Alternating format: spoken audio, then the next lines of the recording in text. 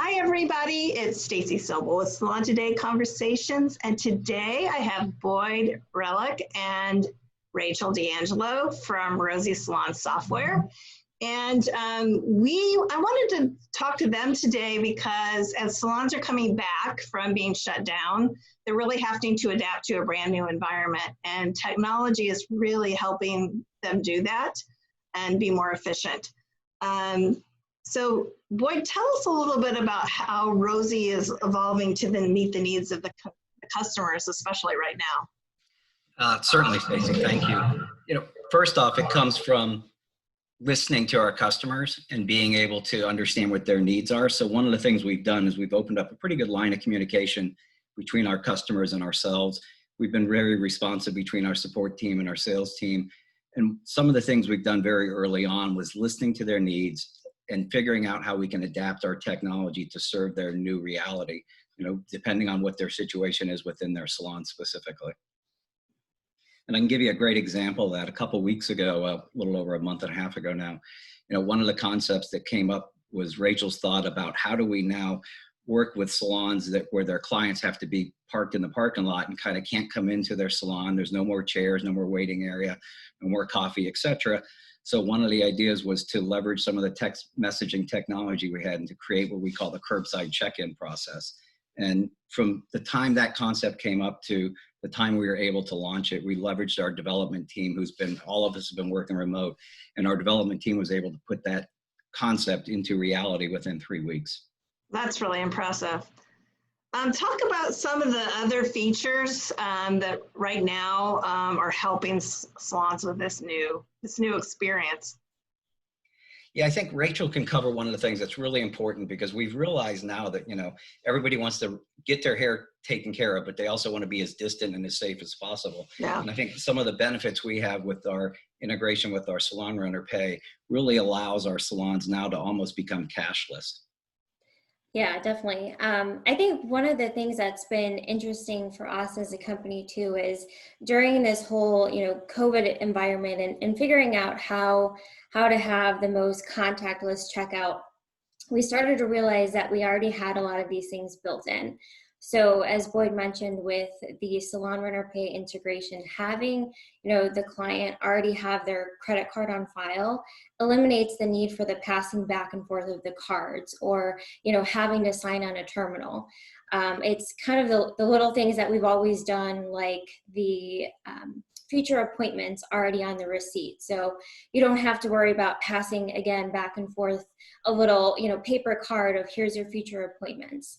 A couple of the features that we've really focused on during this time is just how to have salons work easier and more contactless. So as Boyd mentioned with like the curbside check-in, it's kind of that same concept of what you see a lot of stores and restaurants doing where, hey, when you're here, send us a text message and we'll come out. For us, we automate a text message that sends to the client like 15 or 30 minutes before their appointment. The salon can choose which one works best for them. The client replies, letting them know they're checked in, and they go from there. So it's eliminating a huge crowd at the front desk. There's also been a feature that we released for a custom service fee.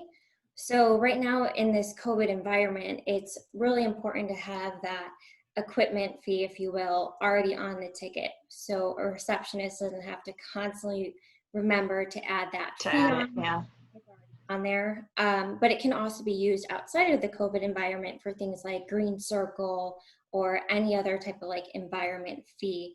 A lot of salons will use it for.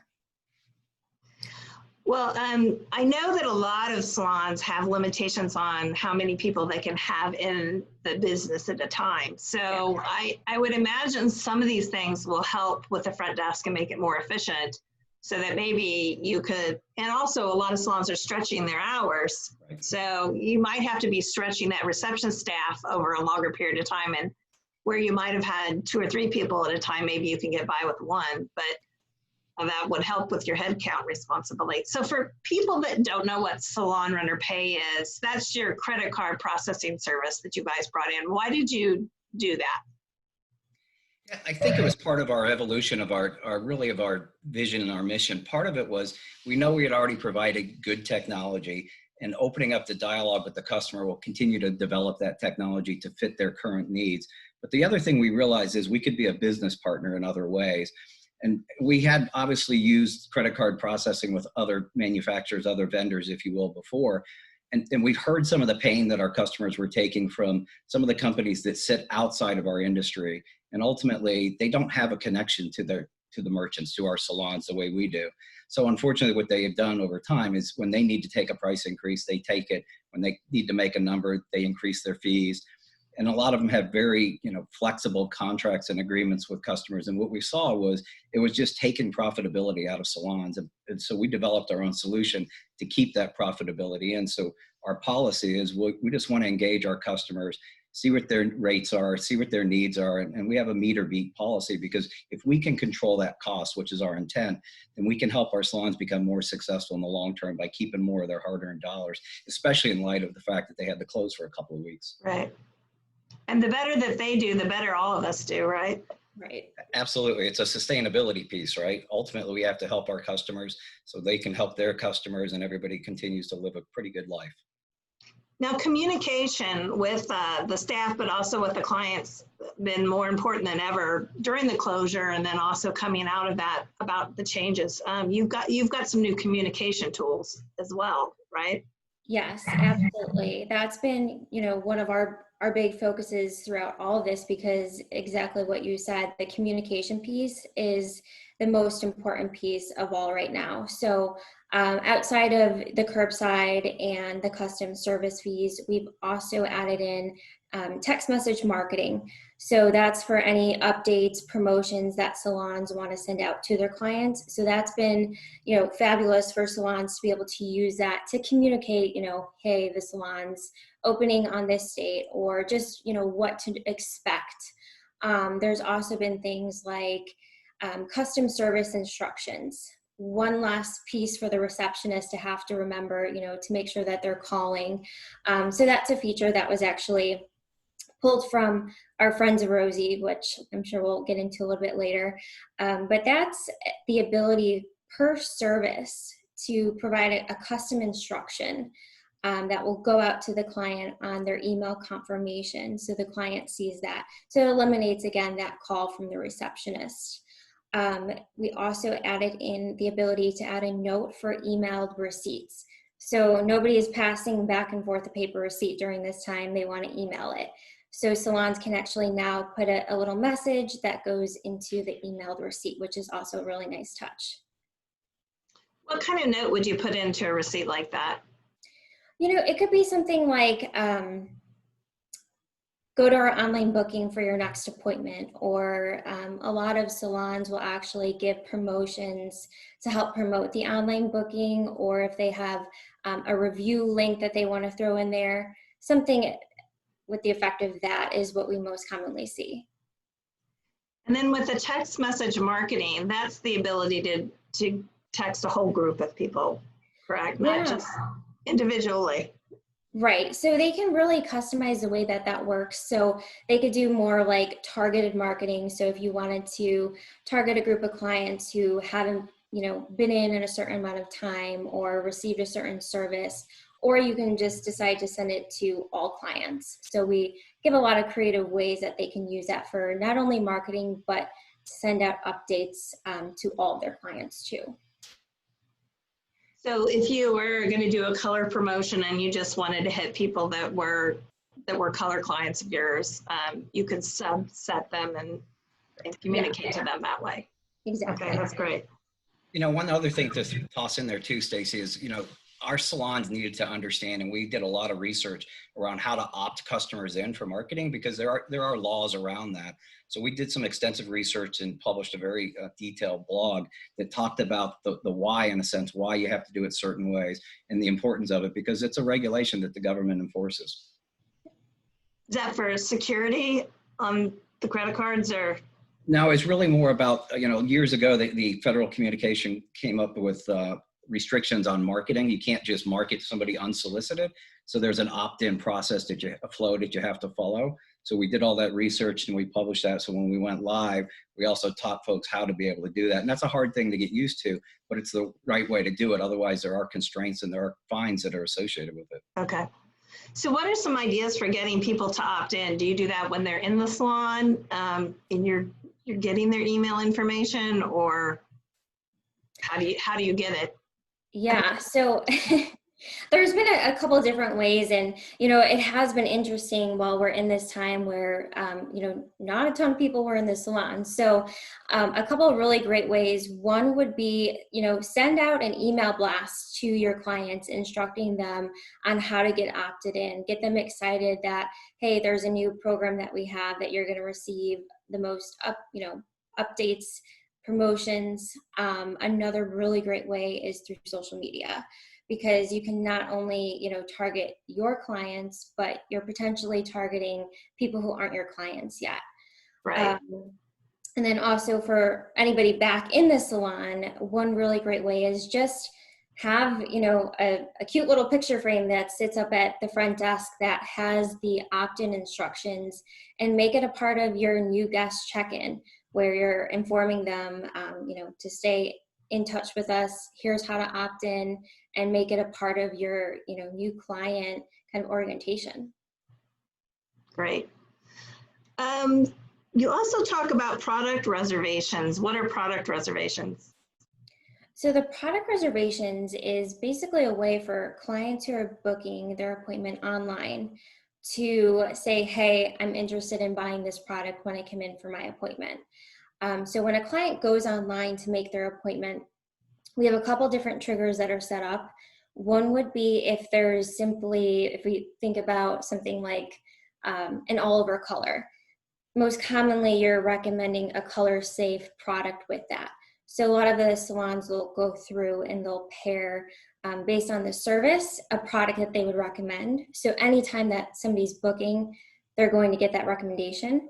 But we also keep up with the use-up time on products. So we know it takes a client, X amount of days to go through this size product. So that's another way it gets triggered for the client to see, like, oh, I am running low on that. She's ready for the next one. Yes. And it actually, it's fit in a lot during this time too, because most salons are saying, do not touch our retail shelves. And so they're taking the product, putting it in a bag, putting it on the side, and it's ready for the client when they come in. I know that's a concern of mine about how many people have touched the products on the shelves. And I think making a reservation and knowing that it was packed, especially for you, and only the person that was packing it's touching it, is exactly a really big benefit right now. Right. Well, it's another great way to also show how you treat your guests, right? Yeah. Yeah. Now they can also do an online store as well. Yes, through our integration with Salon Interactive, they can have their own, e-commerce site set up within Salon Interactive, which, also has been such a great help during this COVID environment. And help some salons get some money in the door while they were closed. Absolutely. Yeah. I mean, the amount of success stories that, I had accounts personally reach out to me and just tell me how much that had helped them during this time, and that was their only source of income, was just really touching to hear. Now, I know most salon clients right now are very, very eager to get in the salon, so they're probably not missing appointments. But in regular times, service reminders are also important, and probably now too, just to keep that line of communication open and make sure people are on top of it. So that's another thing that you're offering your customers. Yeah, we have 4 different client notifications that a salon can choose from: 2 emails, 2 different text messages. What's really nice right now is in our email confirmation and our email itinerary, which the salon can choose when it gets sent out to the client, but salons can have a custom message. So again, if they do have anything that they need the client to know before coming in for their appointment, they can put that custom message inside of those reminders. And then we also have our text message confirmation and our text message reminder.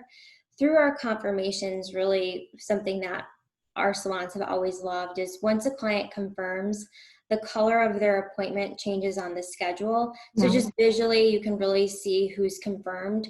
And it also does the same for that curbside check-in. So our schedule is kind of like the soundboard to what's going on in the salon. So you can take one quick glance at the screen and you know kind of the status where everybody is for the day. Right. Yeah. So how do you decide what features to focus on? I imagine during this time when salons were shut down and everybody's scrambling to understand what the new customer experience was going to be, you probably had to pick and choose what you were going to focus on. How do you decide what to focus on? So we actually have a deliberate plan, and then we also during this time period kind of changed our processes and created like a crisis response plan. So ultimately it comes back to, you know, we're engaging with our customers constantly. And that was part of the concept ultimately to launch Friends of Rosie as well. We wanted to open up more communication and have more of a personal relationship with our customers.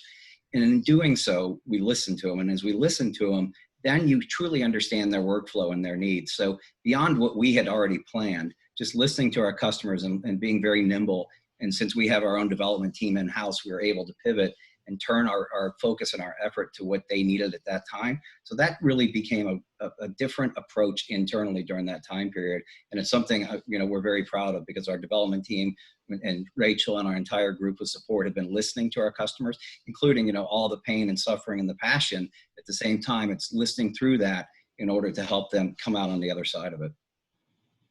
And studying what the new regulations were going to be and probably what you needed to have to adapt to those. Right. And, you know, initially, I think you remember this from before, that early on in our COVID time period, one of the things we looked at is like, what can we do to support our customers? And we figured since they could have access to their software, we created an analysis tool internally to analyze the critical features that they use and also those that they don't use, and opened up our support team and our sales team to be able to, if they weren't in their salons, to basically train them on other aspects of the software. So ultimately they got better value because they learned more and more of the software. Because we know when they're busy like they are now going back into the salon, it's hard to take the time to learn and understand the technology that they have at their fingertips. That's really smart. So you actually would do that analysis and reach out to a client and said, you know, we think you could benefit from some training on XYZ.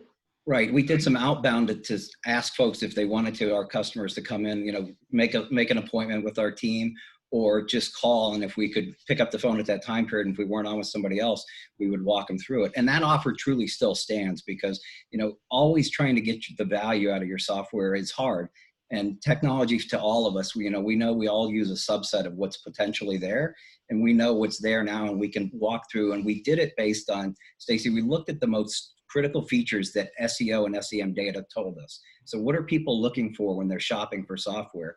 We started with those top 12 features and did a 1 through 5 analysis to say, you know, salon A or salon B, how well are you using reports or the dashboard, et cetera. So we focused on those 12 features, and we want to continue to do that to help salons really leverage the power that we have in Rosie.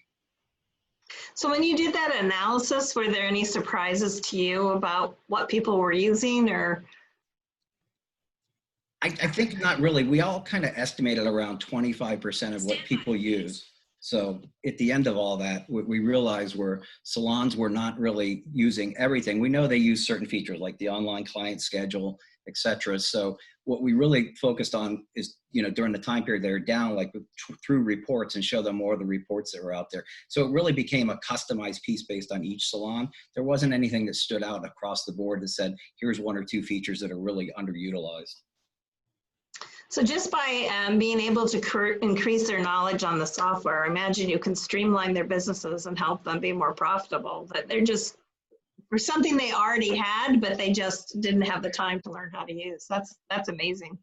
Well, and that's exactly what we're trying to do by listening more and more, because ultimately it's about their workflow. And if we can take time out of their day and give it back to them to turn their attention to their guests and create more services, it ultimately creates more income for them. That's one of the things we're trying to do as a partner.